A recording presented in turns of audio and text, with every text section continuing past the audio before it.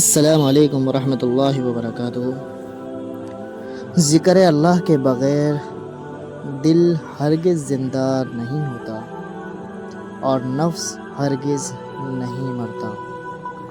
پرسکون وہ ہے، مولانا جلال الدین کا کہنا ہے، جس کو کم یا زیادہ کی فکر نہیں ہے۔ وقت گزر جاتا ہے لیکن نشان چھوڑ جاتا ہے، کبھی دل پہ، کبھی روح پہ، کبھی جسم پر۔ 70 ماؤں جتنا پیار کرنے والا رب آزماتا بھی ہے تو بے انتہا نوازنے کے لیے۔ سب سے بڑی غلطی جو زیادہ تر لوگ کرتے ہیں، آدھا سنتے ہیں، تھوڑا سمجھتے ہیں اور پھر زیادہ بتاتے ہیں۔ کسی نے کہا تھا تم بہت اچھے ہو، میں نے کہا یہی تو خرابی ہے۔ یہ دنیا تب تک جنت ہے، یہ دنیا تب تک جنت ہے جب تک والدین زندہ ہیں۔ وقت بہت ظالم ہے، تجربہ دے کر معصومیت چھین لیتا ہے۔ وقت بہت ظالم ہے۔ ہم سفر تو وہی دینا یا رب جو مجھے تیری راہ سے غافل نہ کر سکے۔ آمین۔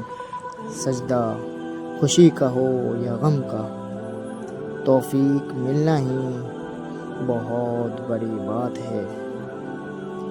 لوگ جب آپ کو سمجھ نہیں پاتے تو آپ کو غلط قرار دے دیتے ہیں۔ لوگ جب آپ کو سمجھ نہیں پاتے ہیں۔